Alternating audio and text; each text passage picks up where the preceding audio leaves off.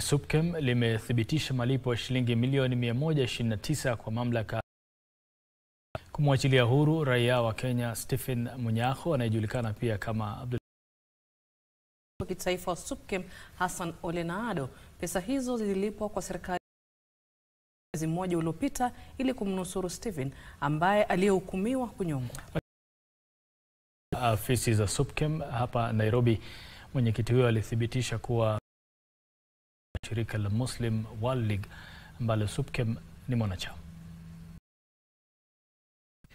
Stephen Munyako mwenye umri wa miaka 50 ambaye pia anajulikana alikuwa meneja wa ghala moja nchini Saudi Arabia. Munyako alipigana na mwenzake Abdul Hadi afisini mwake tarehe 11 mwezi Aprili mwaka 2010.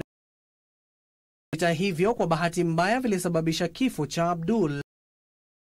Hukumiwa kifo au faini ya shilingi bilioni 100 kukwepa kunyongwa. Familia ya Stephen. Baraza Kuu la Waislamu nchini SUPKEM lilijitokeza Stephen. Baraza hilo limethibitisha 29 kwa mamlaka ya Saudi Arabia ili kuwezesha Stephen that Steve was deserving intervention.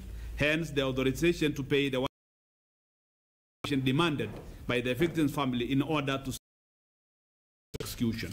Kulingana na mwenyekiti wa kitaifa Ole Naado, pesa hizo zililipwa. As we speak today, I have been reliably informed the victim's family has received the money and is now in the government of the Kingdom of Saudi Arabia to process Steve for kwa Munyako kulikuwa kumepangwa kufanyika Mei mwaka jana. Mambo ya nje ya Kenya ilifanikiwa kufanya mazungumzo ili kuruhusu majadiliano zaidi ya diplomasia na viongozi wa kidini matunda. The Ministry of the Foreign Prime Cabinet Secretary Musalia Mudavadi, Secretary Dr. Korir Sing'oei, back office that enabled us today as far as Steve case is concerned.